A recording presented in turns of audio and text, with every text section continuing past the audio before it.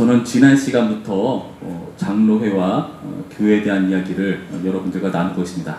사실은 이 주제는 중고등부 아이들을 대상으로 한 강좌의 내용인데요. 이번 기회를 통해서 우리가 장로회가 뭔지, 합심이 무엇인지 이런 이해를 하는 게 중요하다고 생각합니다. 평소에 듣기도 힘든 내용일 뿐더러 이 내용이 우리가 교회를 더 잘 이해하고 품게 되는 계기가 되리라 생각하거든요. 제가 지난번에는 장로에 대한 이야기를 드렸습니다. 장로회는 장로 정치제도 중에 하나이죠. 정치라는 것은 우리가 부정적인 의미로 생각할 수도 있지만 사실 원래는 좋은 거죠. 바른 방향으로 치리하고 다스려 나가는 그 의미를 가진 것이 정치라고 말씀드렸고요. 마태복음 16장에서 예수님께서 제 아들에게 너희는 나를 누구라 하느냐? 베드로가 대답하죠. 주는 그리스도시요 살아계신 하나님의 아들이십니다. 거기에 대해서 예수님께서 복되다 말씀하시면서 내가 이 반석 위에 내 교회를 세우겠다 라고 말씀하시고 천국 열쇠를 허락하시죠. 여기서 그 반석을 어떻게 해석하느냐에 따라서 정치제도가 달라진다고 말씀드렸습니다. 우리는 예수님을 머리로 해서 그 반석을 여기 나타난 베드로의 신앙 고백, 주는 그리스도시요 살아계신 하나님의 아들이시나이다, 이런 그 내용을 받아서 그 내용에 예수 그리스도께서 왕으로 통치하시는 거잖아요. 그 내용이. 그래서 예수님께서 머리가 되신다라고 이해를 가지고 있는데 사실 다른 정치제도는 그렇지 않죠. 천주교나 감독제 이런 교황이나 감독제도 같은 경우는 그 반석을 베드로라고 여기면서 그의 후계자인 교황과 그 후계자들에게 계속해서 큰 권위를 부여하는 모습을 봅니다. 감독제도 마찬가지죠. 그 둘은 공통점이 특정한 인물에게 큰 권위가 있다고 생각하는 겁니다. 그에 대한 부정적인 결과들은 제가 지난 시간에 말씀드렸고요. 그리고 그 반석을 회중으로 여기는 사람도 있습니다. 베드로가 고백했지만 사실 이 신앙 고백을 하는 누구나 다 이러한 권세를 가지고 있다. 그런데 그 회중제도의 문제점에 대해서도 제가 말씀을 드렸습니다. 그래서 회중 정치, 예를 들어서 뭐 침례교라던가 회중교회 등등 이런 교회에서도 또 많은 문제가 있다는 것을 말씀드렸고, 교회의 머리가 교황이냐 감독이냐 회중이냐에 따라서 그런 문제들이 야기되는 걸 말씀드렸죠. 그러나 마태복음 16장 부분을 자세히 보시면 사실 교황이나 감독, 회중 다 사람이 중심이 되지 않습니까? 예수님께서 말씀하시죠. 바요나 시므나 네가 복되다. 그런데 이를 네게 알게 하니는 혈육이 아니다. 바요나 요나의 아들 시므나, 혈육을 강조하는 거죠. 너는 사람이다. 네가 할 수 있는 고백이 아니다. 이를 내게 알게 하니는 하나님, 하늘에 계신 내 아버지께서 알게 하신 거다 라고 하시면서 하나님께서 이를 주도하셨고 그 고백이 나오게 하셨으며 그 고백의 내용 자체가 예수님께서 통치하시는 교회를 말하고 있다라고 말씀을 드렸습니다. 그래서 예수님을 머리로 한 것이 진정한 제대로 된 교회라고 할 수 있죠. 그래서 이게 제대로 실현되기 위해선 교회는 사도적 교회여야 되고 장로교 정치를 가져야 된다라는 말씀을 드렸어요. 사도적 교회라는 것은 로마 카톨릭처럼 사도의 그 권위, 그 사도의 직임을 승계하는 게 아니라 사도적 교훈을 계승한다는 의미에서 사도적 교회라는 겁니다. 사도적 교훈이 뭘까요? 사도들이 전한 복음과 그 메시지들이 우리가 성경에서 신약 성경이라 불리는 성경으로 완성이 되었습니다. 그래서 구약과 더불어 신약 성경을 토대로 우리가 그 말씀에 권세를 두고 그 말씀을 그대로 시행하는 게 바로 장로교 제도다. 그 장로교 제도는 이 일을 잘하기 위한 정말 중요한 제도라고 말씀드렸죠. 장로교 내에서 7회가 있습니다. 당회, 노회, 총회. 그래서 함부로 말씀을 해석하거나 엉뚱한 일을 벌이거나 하나님의 말씀과 상관없는 것을 마치 자기는 하나님의 말씀이라는 명분을 갖다 대면 이상한 해석을 하면서 적용하는 사람들이 있는데요. 그것을 어떻게 합니까? 경계하고 그것을 함부로 하지 못하도록 막는 그런 역할 장치라는 것이 장로교 정치라고 말씀드렸습니다. 다시 말해서 장로교 정치는 예수님께서 머리가 되고 우리는 그의 몸이 되기 위한 하나님 말씀으로 합하는 교회가 되기 위한 정치라는 것을 제가 지난 시간에 말씀을 드렸습니다. 근데 우리는 여기서 문제가 생깁니다. 궁금한 게 생깁니다. 아니 다 좋다. 장로교 교회 그래 합하는 교회가 될 수 있는 정치제도인 거 알겠다. 그런데 장로교를 실제로 보면 다른 종파와 달리 너무나 많은 분열이 있지 않냐. 이거는 어떻게 설명할 거냐라는 질문이 생길 수 있어요. 저는 이에 대한 얘기를 오늘 드릴 겁니다. 그래서 저는 장로교회 흑역사를 여러분들께 말씀드릴 겁니다. 이 흑역사를 말씀드리는 이유는 제가 장로교를 함부로 막말하는 것이 아니라 변호하기 위한 목적으로 흑역사를 설명드리는 겁니다. 우리나라에 언더우드 선교사가 들어와서 선교 활동을 시작하죠. 근데 언더우드 외에도 여러 선교사들이 있었습니다. 이 땅 가운데 와서 복음을 증거했죠. 근데 언더우드 선교사는 장로회의 선교사였어요. 그래서 그가 장로교회를 세우고 장로회 신학교를 세우고, 그래서 평양신학교라 해서 장로교 정치를 가르치는 그런 그 신학 제도를 만들어서 장로교가 발전할 수 있도록 토대를 마련합니다. 그래서 장로회 선교사들이 합세해서 그런 신학교를 세워서 그 일들을 운영해 나가는 거죠. 그러다가 마침내 그 신학교에서 처음으로 졸업생이 7명이 생겼어요. 졸업생이 생겼으면 어떻게 해야 되죠? 이 사람들을 목사로 세워야죠. 그런데 문제는 뭐냐? 목사는 함부로 세울 수 있는 게 아닙니다. 반드시 노회가 목사를 세우게 되어 있습니다. 근데 그 당시 노회가 없었거든요. 그래서 그 졸업한 신학 졸업생들을 목사로 세우기 위해서 처음으로 노회라는 것을 만들었어요. 첫 노회니까 그 하나밖에 없었겠죠. 그래서 이것을 동노회라고 부릅니다.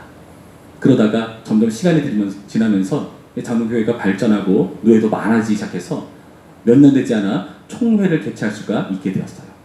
그런데 안타깝게도 그때쯤에서 우리가 한일 합병이 일어나고 우리가 일제 식민지 치하에 들어가게 되었습니다. 그 안에서 많은 고생과 많은 어려움들이 있었죠. 그 모든 어려움들을 겪고 나서 해방을 맞이합니다. 해방되고 나서 이제 자유롭게 신앙생활을 할 수 있으리라 생각을 했는데 걸림돌이 되는 게 하나 있었어요.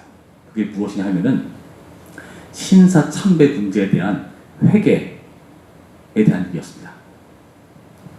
사실 교회가 신사참배 문제에 대해서 많은 부분이 넘어갔거든요. 장로회는 어땠을까요? 장로회는 그래도 다른 교단과 달리 끝까지 저항했습니다. 신사참배를 하지 않으려고요. 그런데 안타깝게도 그 일본은 이 신사참배는 우상숭배가 아니라 그냥 국민으로서 하는 의례의 뿐이다 라고 계속해서 유혹해 왔었고, 또 어떤 경우는 총회까지 찾아와가지고 경찰들이 무장한 상태로 찾아와가지고 협박을 하는 거죠. 그 경찰들이 지켜보는 가운데 총회를 개최합니다. 그래서 총회장이 제대로 가부도 듣지 않고 신사참배는 우리가 할 수 있는 거다라는 것을 결의하고 넘어가 버리죠. 대다수의 많은 교회들이 장로교도 포함해서 신사참배 문제로 넘어지게 되었습니다. 그런데 그들 중에서 그 신사참배에 가담하지 않은 사람들도 소수 있었어요. 그들 중에 지도자급이 되는 70명 정도가 옥에 갇히고 고생을 합니다. 많은 사람들이 죽었습니다. 그러다가 해방을 맞이하고 20명 정도가 드디어 옥에서 나올 수 있게 되었습니다. 이 사람들을 추록성대라고 하는데, 이들이 이 신사참배 문제를 견딜 수가 없는 거예요. 그래서 이 문제를 놓고 노회에서 얘기를 하죠. 이거는 우리가 해결해야 되는 문제다. 회개해야 된다. 노회에서 어떤 결의를 했냐면은 목사와 장로, 이 신사참배에 가담했었던 목사와 장로는 잠깐 그 일을 내려놓는다. 그리고 나서 경비하고 회개하고 돌이켜서 지난 다음에 성도에게 재신임 여부를 묻는다. 그래서 다시금 재신임이 되면은 그 활동을 할 수 있다. 이렇게 노회 결론이 나왔습니다. 그런데 문제는 뭐냐면은 너무나 많은 사람들이 참여했다는 거예요. 다수가 그 문제에 넘어지는 겁니다. 그러니까 이 사람들이 이 문제에 그렇게 자기의 목사 직분, 장로 직분을 내려놓고 싶지가 않았던 거예요. 아니, 회개는 개인적인 문제지, 하나님과 개인적으로 처리해도 문제지, 이렇게 노회에서까지 논의될 문제냐 하면서 그것을 반박하기 시작했고요. 심지어 어떤 노회에서는 신사참배가 죄냐 아니냐까지 격렬하게 논쟁할 정도에 이르기까지 하였다라고 했습니다. 그래서 총회에서는 대다수가 신사참배에 참여했기 때문에 거의 딱 올리다시피, 거의 쫓아내다시피 그 사람들을 몰아내기 시작하죠. 그 사람도 어쩔 수 없이 거기서 빠져나올 수밖에 없었고요. 그 사람들이 따로 신학교를 세웁니다. 그게 바로 고려 신학교였어요. 그리고 그쪽에 있는 사람들을 고신측 사람들이라고 우리는 말을 합니다. 이 문제가 1952년에 있었습니다. 그런데 이것은 장로회의 첫 번째 분열이에요. 첫 번째라는 것은 무슨 의미죠? 두 번째도 있다는 거죠. 불과 1년이 더 지나기도 전에 1953년에 또 다른 분열이 일어납니다. 그 당시 일제 식민지체를 거치면서 평양신학교가 제대로 유지될 수가 없었겠죠. 그래서 신학교가 거의 없어지다시피 했는데 김재준 박사라는 사람이 조선신학교를 설립합니다. 근데 이 사람은 어떤 사람이냐 하면은 자유주의 신학을 쫓는 사람들이었어요. 자유주의 신학이 뭐냐면은 간단히 말해서 성경을 하나님의 말씀으로 인정하지 않는 그런 신학을 자유주의 신학이라고 합니다.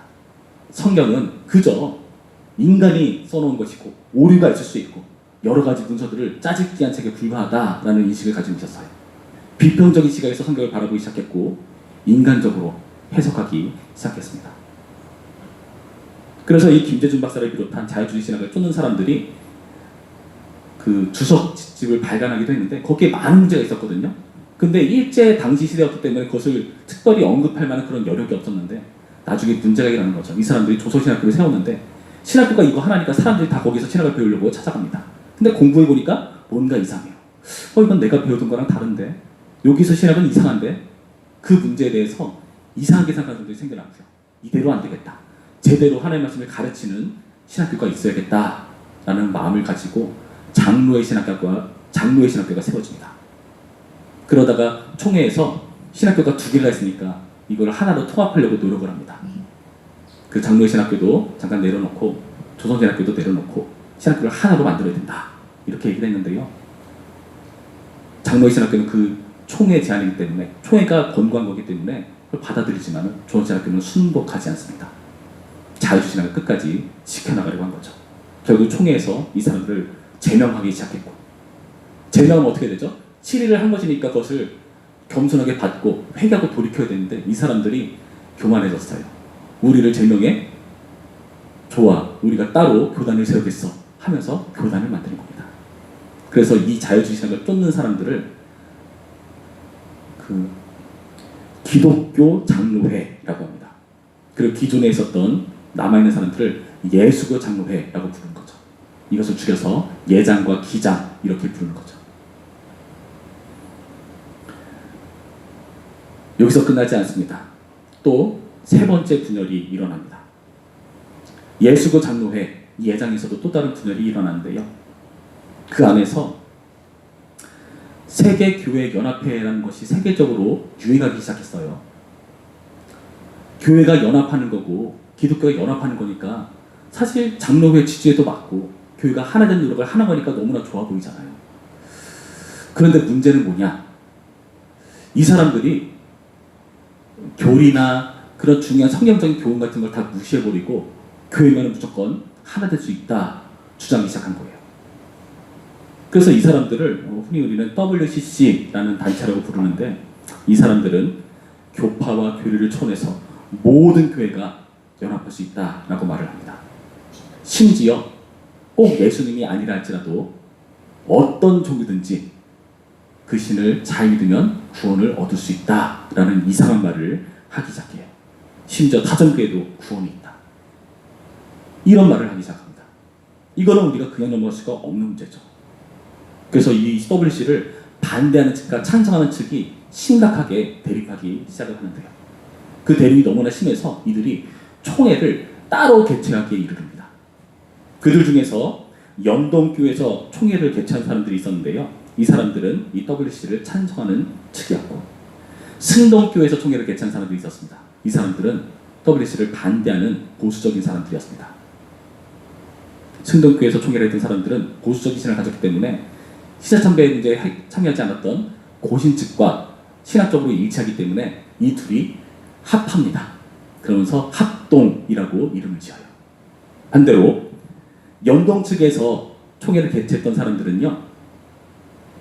그 중간에서 이도저도 아닌 애매한 선교사들을 영입하기 시작했고요. 합동체에 갔다가 빠져나온 사람들을 영입해가지고 통합 측 장로회를 세웁니다. 그런 식으로 세 번째 분열이 일어나요. 합동 측은 고신과 합했지만은 또 불과 얼마 되지 않아서 또 분열이 일어나게 됩니다. 이렇게 커다란 세 번의 분열이 있었습니다. 여러분, 지금까지 이 이야기를 쭉 들으면서 제가 거대한 세 가지 분열에 대한 말씀을 드렸는데 장로회 제도가 이렇게 많이 분열되는 것을 여러분 어떻게 생각하십니까? 여러분, 곰곰이 생각해보면은 장로회가 분열한 것은 장로회가 장로회답지 못한 제도로 활동했을 때 분열이 일어났어요. 이 세 번의 과정을 다 보면은 사람들이 다 중심이 돼가지고 각자 자기 소견을 옳은 대로 주장을 펼치고 자기 의견이 옳다, 대다수의 쪽수를 따른다든가 인기를 따른다든가 그리고 노회나 총회 권위를 무시해버린다든가 하는 일들이 이 일을 초래했죠. 무슨 말입니까? 장로의 제도를 잘 쫓아갔으면 되는 건데 장로의 제도답지 못하게 행동했기 때문에 생긴 문제라는 거죠. 이들이 활동을 보면은 어떤 제도와 비슷하죠? 회중정치와 비슷합니다. 회중정치는 사람들의 의견이 다 중요합니다. 그래서 그 사람들의 그런 말이 중요하고 다른 치리에 드는 것을 싫어해요. 다른 소리 듣는 걸 싫어합니다. 그래서 개교의 중심이 됐고요. 그런 회중정치적인 모습이 비슷하게 나타났을 때 이런 장로의 제도가 분열이 일어난 거예요. 이제 합동 측 이대로 잘 갔는가? 아니요. 또 다른 분열이 굉장히 많이 일어납니다. 어떤 사람은 100여 번을 분열했다. 어떤 책에서는 50번을 분열했다고 여러 가지 얘기를 하는데 잘 모르겠습니다. 그런데요. 그 중에서 커다란 분열이 한 번 또 있었는데 그 합동 측에서 이영수 목사라고 하는 사람이 이 문제를 발생하기 시작합니다. 이영수 목사라는 사람은 교권을 장악하고 횡포를 부리기 시작해요. 그 당시 총회 분위기를 보시면 박정희 시대 말기였거든요. 그래서 영남 지방과 호남 쪽 지방이 이렇게 대립하는 상황이 있었어요. 근데 이 영남 쪽 지방은 주류층이었습니다. 근데 호남 측은 비주류예요. 근데 이 영남 측 주류의 사람들이 이 이영수 목사가 중심이 돼가지고 총회에서 이 비주류 측이 못 들어오게 입장을 막습니다. 그러면서 총회를 개최해버려요. 그리고 임원진을 죄다 이영수 목사와 가까운 사람들로 다 구성해버립니다. 그러면서 총회의 권력을 잡기 시작하죠. 이런 권력을 잡은 임원진이니까 어떠한 말도 듣지 않습니다. 어떤 치리도 받을 수가 없죠. 권력을 잡았으니까요. 심지어 이들은요, 통일교의 재정으로 해외여행을 다녀올 정도로 타락을 합니다. 총회를 함부로 국권을 쥐고 장악하는 이런 잘못된 일들이 발생했습니다. 총회뿐만이 아니라 이 이영수 목사 측은 신학교에도 문제를 일으킵니다. 당시 합동 측에 총신 측 학교가 있었는데요. 그런데 이 이영수 목사가 이사회의 주도자가 되었거든요. 그래서 이 이사회를 주도하니까 교수들도 이영수 목사를 중심으로 한 이사회에 가깝게 지내는 교수들은 잘 대해주고 그것과 상관없이 그런 정치와 상관없이 학교가 제대로 운영되길 원하는 교수는 함부로 대하기 시작합니다. 신학교에서 학생 입학 문제는 굉장히 중요한 문제예요. 교수들이 할 수 있는 권한이죠. 그런데 교수가 이 사람은 신학을 할 만한 자질이 않는다라고 입학을 하지 못하게 한 학생들을 이 이사회가 40명 정도를 억지로 몰래 입학을 시킵니다. 수업을 하다 보니까 그 사람들이 있는 거예요. 당연히 신학 수업을 못 따라잡죠. 그러면서 F를 주고 낙제를 준다 할지라도 이 사람 떳떳하게 교수들한테 말합니다. 당신이 F를 줘도 나는 정체로 들었으니까 정체로 졸업할 수 있다. 이런 말을 할 정도가 되었어요. 그렇게 교수진을 농락하는 모습. 이런 일들 때문에 많은 문제들이 발생했고 제대로 된 신학 수업이 이루어질 수가 없었습니다. 여기에 위기를 느낀 교수들은 여기선 제대로 된 신학 수업이 불가하다라고 사표를 내기 시작했고요. 학생들은요, 이러한 분열을 멈춰야 된다. 이 분열을 염려하면서 하나 되게 하소서라는 슬로건을 가지고 기도 모임을 갖기 시작합니다. 그런데요, 이 이영수 측이 주도가 된 이사회가 이 학생들을 퇴학시키거나 제명하거나 불이익을 주거나 하는 등 여러 가지 어려움을 당하게 만듭니다. 징계를 해버려요. 그리고 이 이사회는 학생 교수들에게 총회와 이사회에 복종각서를 써라. 복종각서를 쓰지 않으면 학기를 열지 않겠다. 개강을 하지 않겠다라고 협박을 하기 시작합니다. 거기서 몰려나온 학생들은 어떻게 될까요? 거기서 빠져나올 수밖에 없게 되는 거죠. 그들이 쫓아냈으니까요. 여러분, 이 모습이 장로 제도 같습니까? 뭐와 비슷하죠? 특정한 사람이 권력을 잡고 아무런 조치 제한도 없이 마음대로 휘두르는 상황. 교황 정치, 감독 정치와 비슷한 상황이 일어난 겁니다. 장로교가 장로제도답지 못하게 행동할 때 이런 분열이 일어난 겁니다. 거기서 나온 사람들은 하나님의 말씀을 제대로 배우고 싶었어요. 어떡하죠? 학교를 갈 수가 없는데. 그래서 사표를 냈던 교수님들을 찾아갑니다.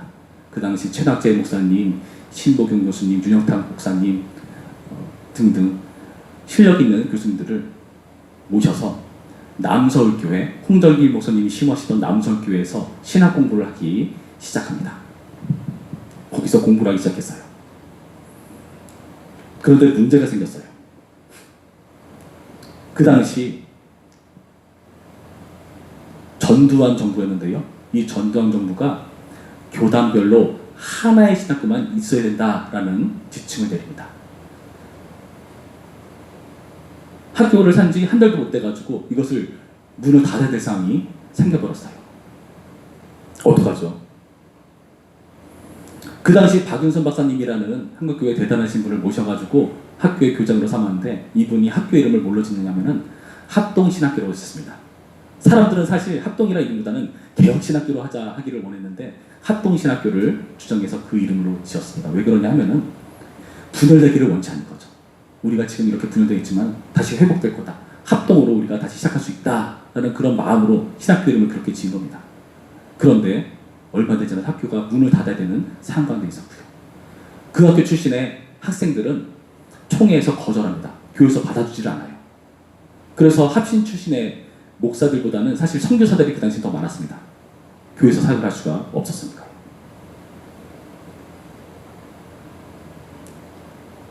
그런 분위기 속에서 어쩔 수 없이 학교를 설립하는 거죠. 학교를 설립하면서 교단도 새롭게 세울 수밖에 없었습니다. 왜요? 교단별로 하나의 학교밖에 있을 수가 없으니까 교단이 있어야 되거든요. 그래서 교단으로 여기에 함께 할 수 있는 사람들을 모으기 시작했고 거기에 동참하는 여러 교회들이 있었고요. 우리 송탄제 교회도 그 중에 하나입니다. 그렇게 해서 합신 졸업생을 안 받아주는 그런 총회가 아니라 그 신학생들을 받아주기 시작했고 그리고 그 관계를요 우리가 이영수라는 목사가 함부로 교권을 함부로 했던 것처럼 그런 일들을 막기 위해서 이 신학교를 총회가 직영하는 신학교가 아니라 직접 운영하는 신학교가 아니라 인중관계를 맺어요. 함부로 터치하지 못하게 하고 그냥 서로 동역하고 협력하는 관계로 둡니다. 함부로 하나님의 말씀이 가르치는 것을 방해하지 않고 막지 않기 위해서 이 일들을 하는 겁니다. 여러분 이렇게 해서 대한예수교 장로회 합신이라는 교단이 생겨난 거예요. 여러분 합신의 교단이 왜 생긴 겁니까? 분열을 하려고 한 게 아니라 그 시대 상황 속에서 어쩔 수 없이 생겨난 것이고요. 그리고 이들은요 예수님을 머리로 하기 위해서 이 일들을 버는 겁니다. 특정한 사람이 머리가 되는 것이 아니라 사람들이 머리가 되는 것이 아니라 예수님이 머리가 되어서 하나님의 말씀을 제대로 가르쳐지고 그 말씀을 배우고 교회 가운데 전파하기 위해서 이 일들을 추진하여서 이 일들이 발생합니다. 여러분 그 전통 안에 우리 송탄제 교회도 있는 것입니다. 여러분 어떻게 생각하십니까? 제가 되게 복잡한 얘기를 최대한 간략하게 들고 굳이 예를 써봤는데요. 여러분 이렇게 분열이 되는 과정을 보시면서 사실 그 분열의 과정은 진리를 지키기 위한 과정이었다는 것을 여러분 제대로 주목해 보셨으면 좋겠습니다. 장로교회가 왜 이렇게 분열됐어? 장로 제도답지 못할 때 분열이 된 거고요. 오히려 장로 제도를 지키기 위해서 애쓰면서 일들이 이루어졌다는 것을 여러분 주목해 보셔야 돼요. 그럼 이쯤 돼서 우리는 어떤 태도를 지니면서 이 장로회를 바라봐야 되는가? 지금도 여전히 이상한 소리를 하는 사람들도 있고요. 총회 안에서 좀 커다란 대형교회, 힘 있는 교회들은 총회의 권위에 함부로 순복하거나 자기 마음대로 하는 길들이 지금도 여전히 나타나고 있습니다. 그리고 여기저기 곳에서 하나님의 말씀을 이상하게 해석하고 적용하는 사람들, 아무런 제한도 받지 않은 채요. 여러분 어떻게 이들을 우리가 바라봐야 될까요? 우리는요 이런 부분에 있어서 신중해야 됩니다. 만약에 이상한 일들이 있다 그러면은 그 일을 신중하게 접근할 필요가 있어요. 오늘 우리가 읽은 본문에서 제사장들이 나병이라는 번역보다는 사실 악성 피부병이 더 좋은데요. 그 악성 피부병이 걸린 게 분명하면은 부정하다라고 선포해버리면 되는데 이게 애매한 경우들이 있거든요. 우리가 본문을 보면 계속해서 진찰했다는 표현이 나오는데 자세히 진찰하면서 잘 모르겠으면 일주일간 격리시키고 다시 보면서 그것이 확산되는가 잦아들었는가를 확인하면서 이게 피부병이 맞는지 아닌지를 선언하는 겁니다. 부정하다 정하다를 그런 식으로 선언하죠. 이런 태도가 필요해요.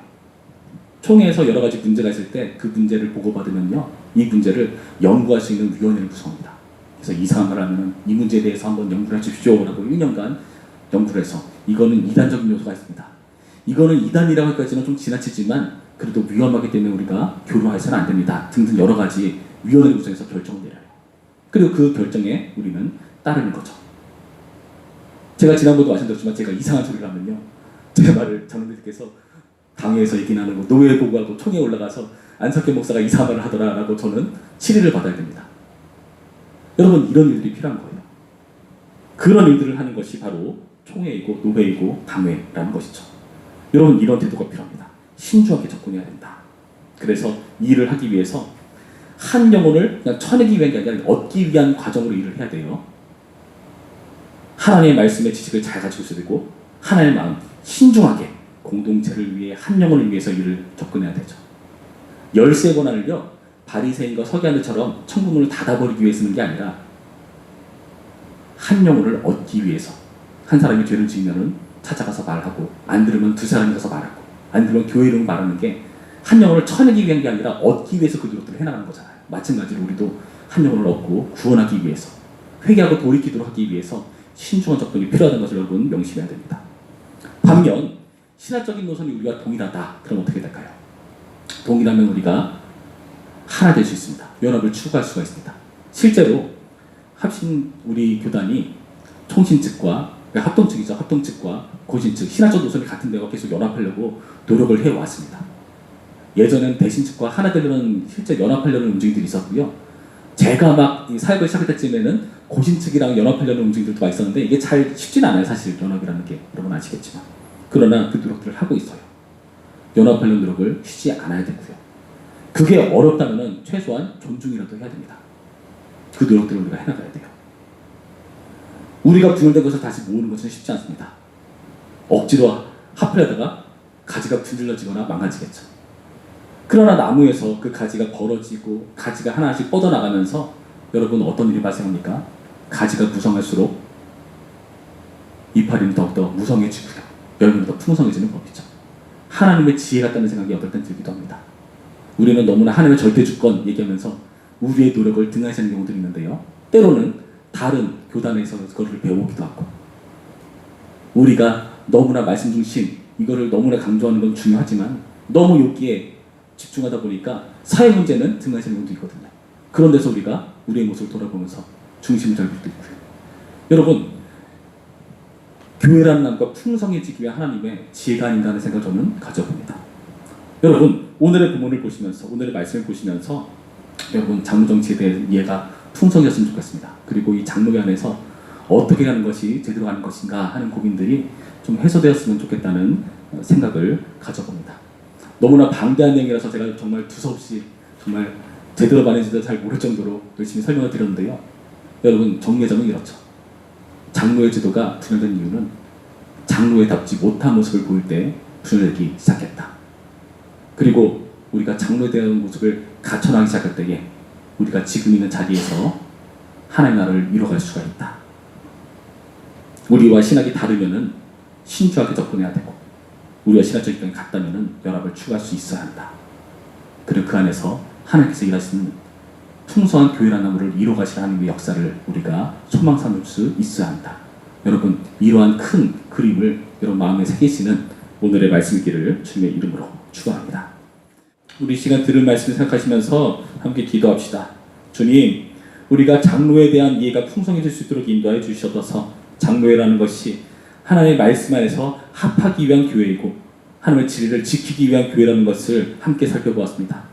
우리는 장로교회 흑역사를 살펴보면서 이 장로회를 이해할 수 있게 되었고, 우리가 마치 부모님의 부족한 모습을 볼 때마다 그 모습 가운데 우리가 실망하는 것이 아니라 오히려 부모를 더 이해하게 되고 더 궁휼한 마음이 생기게 되고, 철이 들듯이 우리가 교회를 그렇게 바라볼 수 있도록 인도하시고 역사하여 주시옵소서. 주님, 우리가 장로회 정치답게 이 장로회를 운영해 나가기를 소원합니다. 겸손해지게 하시고 하나님의 진리의 말씀을 지켜나가게 하여 주시옵시고, 7일의 결정에 우리가 순복할 수 있도록 인도하셔서 스스로를 견지하고 함께 세워져 가는 시간 될 수 있도록 인도하여 주시옵소서. 우리가 분열되는 것이 아니라 하나님을 도모하며 하나님의 말씀 안에서 더욱더 힘써 합하기를 포기하지 않는 우리가 될 수 있도록 인도하여 주시옵소서. 우리 다 함께 기도하겠습니다. 기도합니다. 참 좋으신 하나님 감사드립니다. 오늘의 말씀을 통해서 우리가 장로회가 어떻게 구현되었는지 그 흑역사를 살펴보았습니다. 주님, 장로제도가 제대로 실행되지 않을 때, 특정한 사람이 권력을 잡고자 교황 정치를 흉내낼 때, 그리고 여러 사람들이 쪽수를 밀어붙여가며 인기를 주장해가며 각자 자기 성대로 옳은 대로 행하려는 회중 정치를 흉내기 시작했을 때 장로교회는 분열되기 시작했고 문제들이 발생했다는 것을 살펴봅니다. 그러나 그 안에서 정말 철저하게 진리를 지키기 위해서 애쓰는, 정말 그 분열에도 불구하고 진리를 수호하고자 애쓰는 모습들을 우리가 확인해 보았습니다. 주님, 우리가 그 전통 안에 있고 그 안에서 우리가 할 수 있는 바를 고민하기 시작했습니다. 어떻게 하는 것이 연합하는 것인지, 어떻게 하는 것이 분열을 최소화하는 것인지, 어떻게 하는 것이 서로의 연합을 도모할 수가 있는 길인지, 그리고 어떤 것이 하나님의 지혜인지를 고민하기 시작했습니다. 주여, 우리 가운데 함께하여 주시어서 주님의 지혜 가운데 우리가 날마다 거할 수 있도록 인도하여 주시옵시고, 그 말씀 안에서 우리가 제대로 장로 정치답게 겸손하게 하나님의 말씀에, 그리고 서로를 견지하는 그 장치 안에서 순복하며 나아갈 수 있도록 인도하여 주시옵소서. 남을 평가하는 것뿐만 아니라 나 스스로에게도 엄격한 잣대를 들이대며 내가 흐트러지지 않고 진리에 굳게 설 수 있도록 인도하여 주시옵시고, 때로 넘어지고 흔들리는 지체들이 있을 때마다 그들을 사랑하는 마음으로, 그들을 붙잡으려는 마음으로, 한 영혼을 귀하게 여기는 마음으로 그들을 경계하고 격려하며 세워나갈 수 있는 그런 우리가 될 수 있도록 인도하여 주시옵소서. 우리를 보호하기 위해서, 우리와 하나 되기 위해서 우리의 머리 되신 예수 그리스도, 우리를 몸 삼으신 교회로서 우리를 이끌어 가실 주님 감사드립니다. 이 장로제들을 우리가 소중히 여기며 이 안에서 자라갈 수 있도록, 풍성한 나무로 우리가 성장할 수 있도록 붙드시고 역사하여 주시옵소서. 예수님의 이름으로 기도했습니다. 아멘.